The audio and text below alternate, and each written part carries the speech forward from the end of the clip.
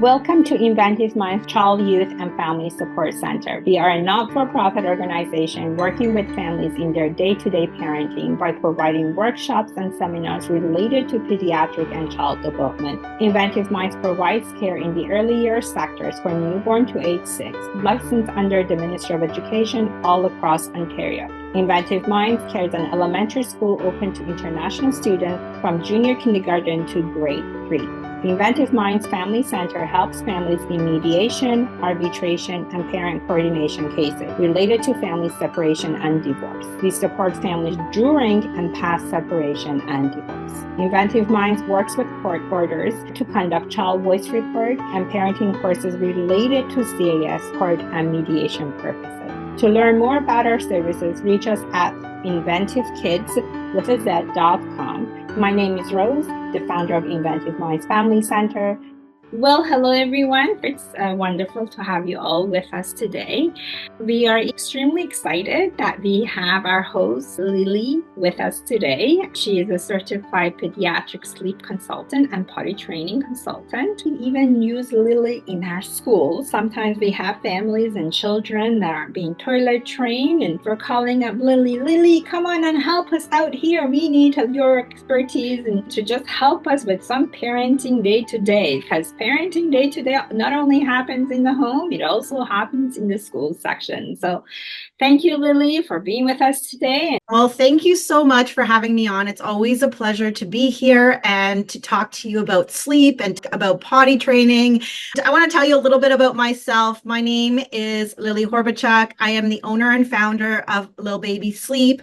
I have two little ones myself who have just gone through these phases as they are now 5 and 7. And I started this whole sleep and potty training support because of my experience with my first. And I know how hard it can be, how lonely it can be if you're feeling like you're parenting a toddler and you just don't know what to do. And there's just so much frustration. Lil Baby Sleep now serves thousands of families all over the world, helping them with our sleep and potty training programs. And I'm going to talk to you a little bit about toddlerhood, preschool, any age over the age of 2 years old, because I know that's where we can get stuck. And we're going to talk specifically about how to set up our little ones for great sleep at this age. And I know this is the time of the year, the end of the summer, where we are ramping up for back to school. You're probably getting a little bit nervous. Schedules have probably changed. You're getting some later bedtimes. You might be having some power struggles, and that is 100% normal at this time of the year. So this is a really great time for us to have this discussion. And I can tell you from experience working with so many families in this age group that bedtime is a big challenge and something that us parents really dread. It can be stressful, especially if you are exhausted at the end of the day and you want to get to bed, or you want to have a little bit of a break and your little one is just not ready to sleep. You are getting lots of power struggles and it's taking hours for your little one to fall asleep. So think about what the biggest challenge for you is right now and write that down so that we can chat about it at the end and you can ask me all of your questions, because really the reality is great sleep starts at bedtime.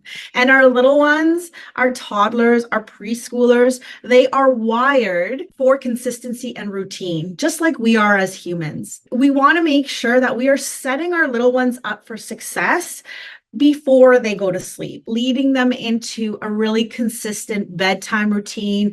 And that in itself, heading back to school, it's going to make sleep a lot easier for them. When they know what to expect, they feel more secure. And so when we set some boundaries, set some expectations around bedtime, they feel a greater sense of security because they know exactly what's going to happen. So we're going to go through what a good bedtime routine looks like. I know, having worked with so many parents, anxiety kind of builds throughout the day. We let it out at bedtime. Maybe you're trying to put your little one down and you just don't have the patience for it. When you're exhausted, emotionally, you're not feeling your best. And so is your child, right? That's the same for them. Guilt. There's a lot of guilt at bedtime because we sometimes respond in a very emotional way. And so that can make us feel guilty, frustration, and agitation, really normal at bedtime, but all things that we can resolve going forward. Why are holding boundaries so hard? You're exhausted. You want to get back to you time. You want to get back to sleep. You know that your child is tired. I have so many parents that come to me. They're like, I know they're exhausted. I know they're not getting the sleep that they need. Why are they not going to sleep? Right. And that's why bedtime is so difficult for a lot of families. We're going to talk about that, but you just want things to be easier. And we're going to actually talk a little bit about sleep science. I want you to really understand why your little one is waking up at night, why they're having so much trouble with sleep. I want to talk about daytime schedules because we are essentially needing to set up our little ones with the best opportunity, and we can't do that if they're not getting enough sleep that they need. We want to talk about how to set up the optimal sleep environment. That is so important. The environment in which they sleep is going to make a difference. How to set up your ideal bedtime and wind down routines, how to set mutually agreed upon boundaries. So boundaries are those things that our little ones really need at this age because their job is to push boundaries to see how far it's possible. And our job is to hold boundaries. And so boundaries are really important, especially at bedtime, but they're actually the hardest. Engaging your child in what we call bedtime rules and helping them understand what are the expectations around bedtime. And then if we have time, we'll talk a little bit about early mornings. So there is time for many words, and there is also time for sleep. There is time for both. I love this quote because it's so true. There is lots of time during the day, and we need to build that in for connection. But bedtime is for sleep, and sleep is really important for your child's brain development, for your child's emotional regulation, really important for all of the things that make us function optimally. And so we need to respect that sleep time and make sure that we have some really clear and set boundaries around it because it is very important. That's why I love this quote so much. I want to go through a few key sleep foundations that I talk to all of my clients about. I want to make sure that your child gets the right amount of day sleep. This after 2 years old, day sleep is really dependent on the child. Before 2 years old, it's more predictable. After 2 years old, it's really dependent on the child. If they do need some day sleep, if they're getting 12 hours and they do need a little bit of complementary sleep, that they're getting that. If they don't, how do we adjust their bedtime so that they are getting the amount of sleep that they need? Set them up for success with the right environment. So what I mean by environment, I mean, how is your little one's room set up? Right? Is there light coming into that room? Is there a sound machine? Is there a lovey that they use? All of these things are tools to help set the best environment. There are some personalities that won't sleep in an overstimulating environment, are really sensitive to that, and some are not as much. So we need to kind of just assume that they're sensitive and set them up for that. Landing the plane. I'm talking about winding down. How do we set up a solid bedtime routine that gets your little one from I'm awake to relaxing and putting themselves to sleep? We all have bedtime routine. When you are getting ready for bed, what do? You brush your teeth, you put on your pajamas, whatever it is that you do is your bedtime routine. You're kind of getting yourself ready for sleep. And our bodies require that. And so your little one's body requires that as well. Set some bedtime rules, expectations, and consequences, setting boundaries, and also giving them a little bit of control. At this age, they are craving that control. They want to make some choices for themselves. They're in that stage where you can't tell me what to do. So we want to make sure that we're offering them the control so they feel empowered. And I think the biggest predictor of success when it comes to sleep is following through. And that is so hard sometimes, especially when on top of that, you've had a stressful day, had a crazy dinner time. It's the end of the day and you're exhausted. You just want to watch your Netflix show and relax and wind down and have some time for yourself. It's so much easier to give in at the moment, but it's not going to help you in the long run. So follow through is everything. I want to now explain to you how sleep works in terms of sleep science. Let's talk about sleep cycles. At 4 months, sleep cycles are now about 90 to 120 minutes. You will see them go into a deep sleep, but as soon as they hit a light stage of sleep, all of these hearts are wake ups, either partial wake ups or full wake ups. You will see that your little one starts waking up every 2 hours overnight. And that is normal. We all do that. It's a lot harder for parents that are assisting at the beginning, or there's what we call a sleep onset association. That's the only way that your little one can fall asleep. And so your little one falls asleep, and when they do wake up, they require some help to go back to sleep.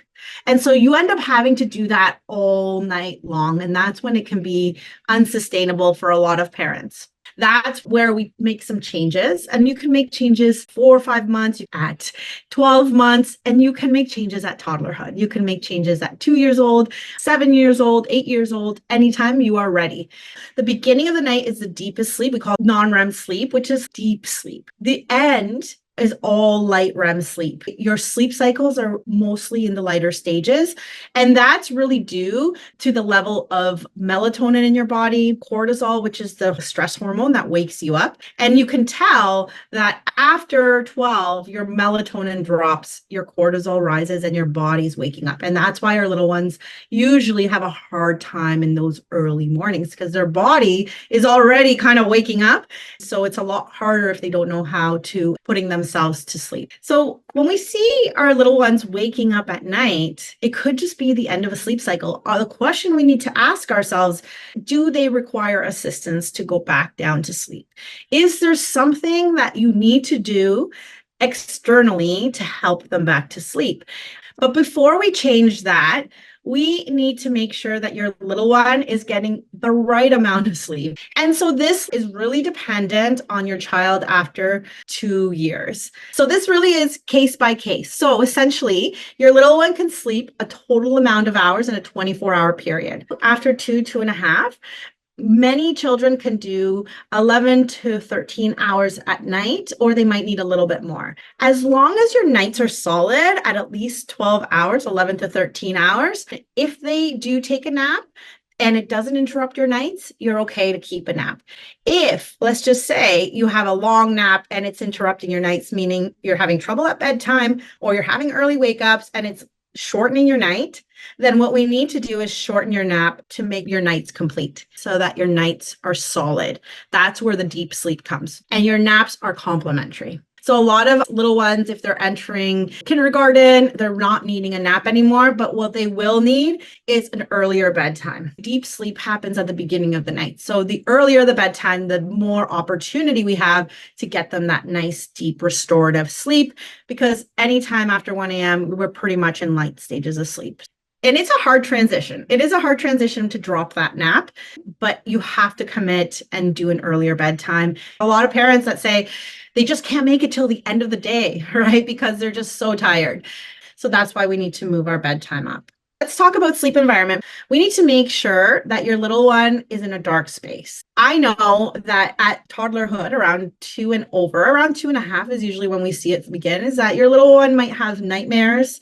Or their imagination is developing very quickly, and so they might be scared of the dark. So if you do need to use a night light, always recommend that it's a red light. You want to make sure that the light is not going to interfere with sleep. So if you have light pouring into your window, their little bodies are already waking up, and it's going to take it as a sign that it's time to wake up for the day. So as much as you can cover those rooms with blackouts, especially at this time of the year, I would definitely do that. White noise. At toddlerhood, I let it be a decision for the family. When your baby is younger, we do recommend white noise, but a lot of families have more than one child at this stage and might be sharing a room. And so white noise can be a really helpful tool so that they are not interfering with each other and kind of taking away all that ambient noise that could interfere with sleep. It is a sleep association, but it's a very easy one to wean off of at any time. I know adults that still love their white noise, so it's okay to still have it.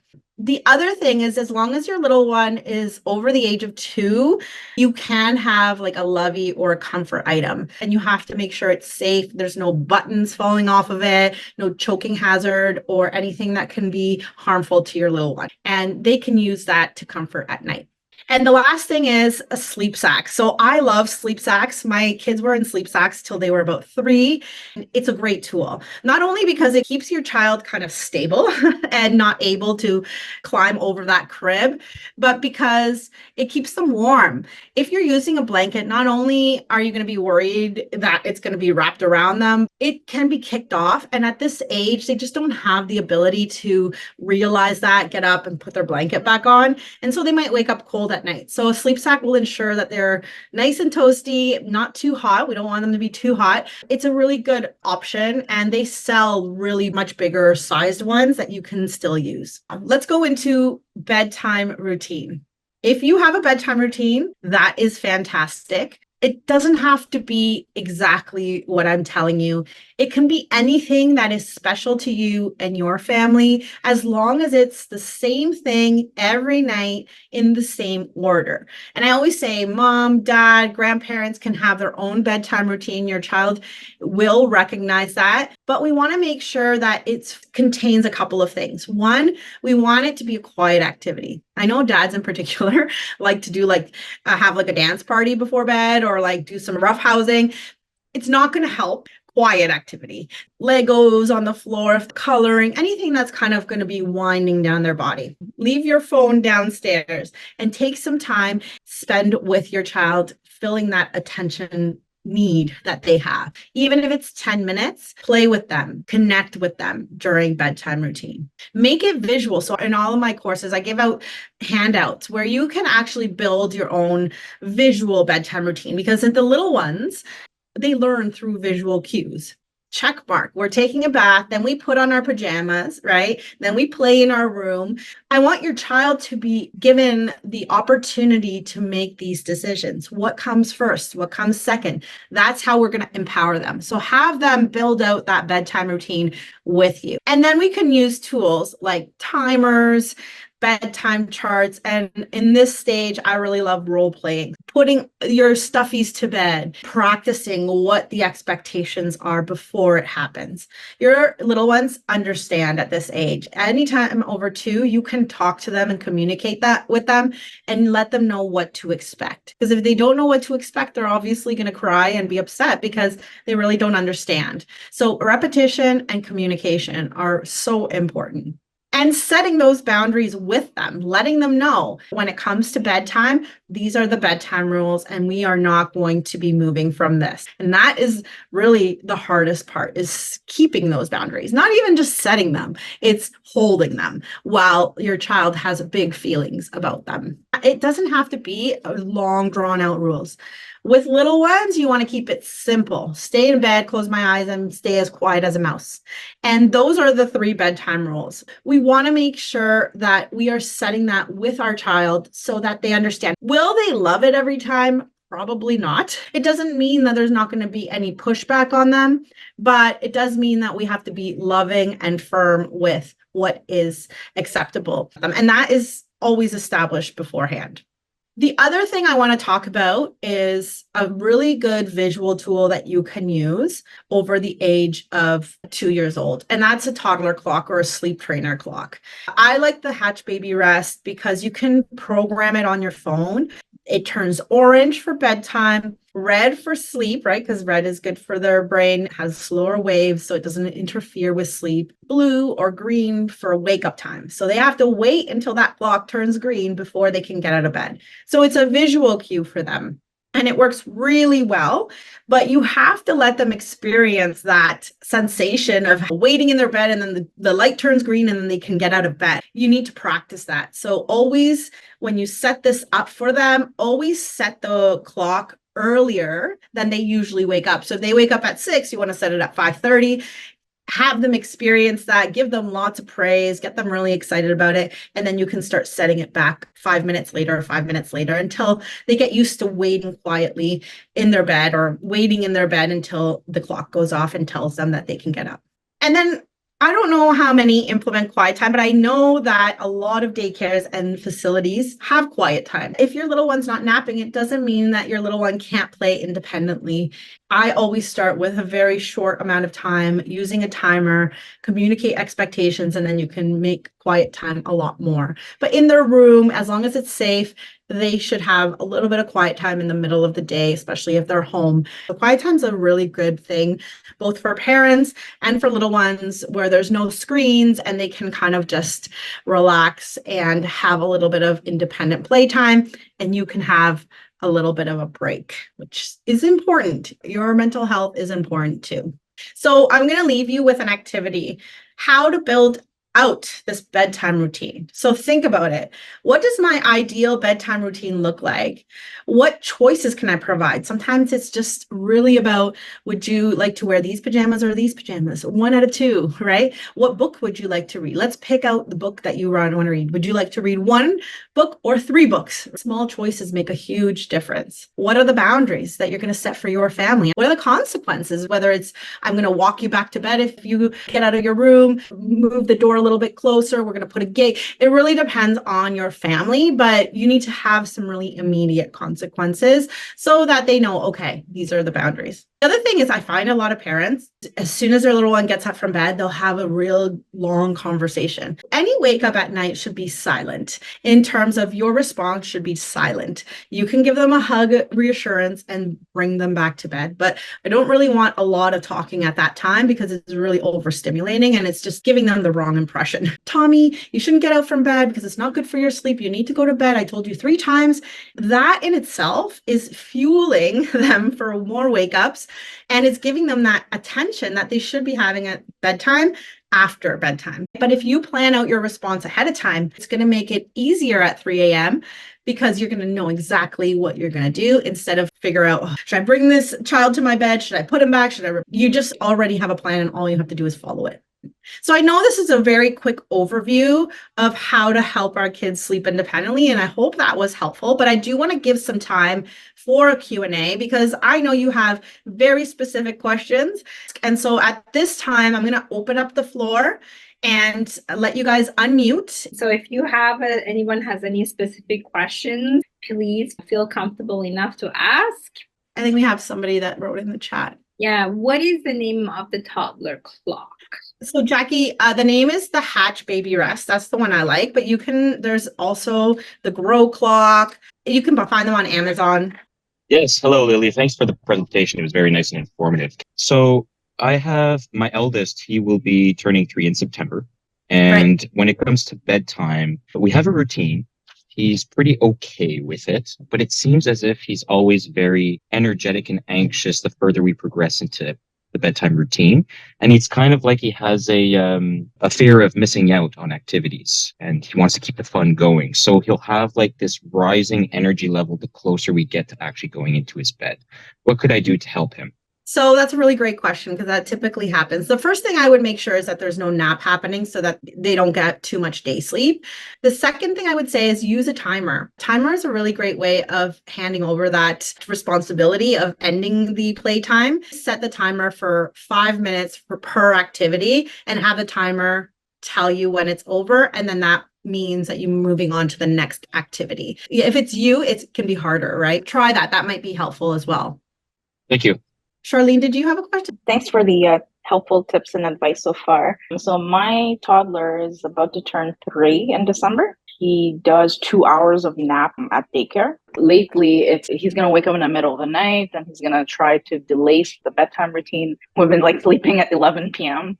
He'll wake up and then ask to go downstairs and he says that he wants to eat. Sometimes he's going to eat, but oftentimes it feels just like a delay tactic because he's not actually hungry and he's not eating. He's just throwing whatever we're giving him. So how do we differentiate if it's a real eating need versus just delay tactic? Yeah. So I would definitely start to cut your day sleep. If you can, maybe do an hour of nap instead of 2 hours. So it seems like a lot of day sleep and it could interfere with your nights. It could cause him to have a harder time going back to sleep in the middle of the night. And that could be triggering kind of, okay, what else do I do? I'm going to try first to reduce your nap to an hour and see how that works for you. The second thing is make sure you're offering a bedtime snack, something that you know that they enjoy, but that's full of proteins, yogurt and banana. So you are kind of offering that snack during or before your bedtime routine so that you have peace of mind that it's not really hunger related. That's when you kind of have to hold those boundaries and not offer the food, because also I don't want him getting those calories at night or he's going to just eat less during the day. So we want to make sure that he's offered a snack at bedtime, but then Yeah. after bedtime, it's like lights are out. That's when we are kind of going through it. And he's not going to starve. He's going to be okay. It's just offering that at the beginning. As a follow-up question, do you have any strategies for, because I know we talk a lot about like full-on blackout blinds, which he has at in his room during the summer because the sun sets so late. So that's what makes it difficult to get our routine in because he still thinks it's like early. Yeah, I think it's about us kind of controlling that environment and making it as dim as possible in that room where you're going to be for the 30 minutes before he goes down, and start winding him down. It takes about 20 to 30 minutes to kind of wind our bodies down. Try to just make the environment as dark as you can. That's really all we can do at this time. You can manage that because you can manage the environment, but I totally get it. It's a lot of FOMO at this age, right? Why are there kids playing outside and I have to go to bed, right? That's what my kids say sometimes. It really is about getting that routine down and getting them involved in it so that they get excited about bedtime routine. Thank you so much. I want to thank everyone for joining us today. It was such a pleasure to have you all with us. Please feel free to look up inventivekids.com. It is with a Z. We have an international bachelor academy for children from age 3 to grade 3, which is a primary program, IB International. We have an early years section for newborn to 5-year-old. We are part of the government program. We are a not-for-profit organization for over 19 years. Not only we do workshops and seminars for families in community, we also do family mediations, arbitrations, child voice, family therapy. So please feel free to check us out and see how we can help you move forward in your parenting. Thank you so much, everyone. Have a great one. Bye-bye. Thank you for joining this Inventive Minds Child, Youth, and Family Support Center workshop. Do visit www.inventivekids.com, kids with a Z.com, to learn more about the many other workshops available coming up soon. You can connect with Inventive Minds via email at inventivekids, again with a Z, at gmail.com for any parenting challenges so their professional team can connect with you. Check out a replay of this and many of our other podcasts by searching Inventive Kids on YouTube and the Parent Toolbox on Spotify. And join the Parent Toolbox Facebook community group today by searching the Parent Toolbox on Facebook. And we look forward to seeing you all again very, very soon. It was great. That was so much fun.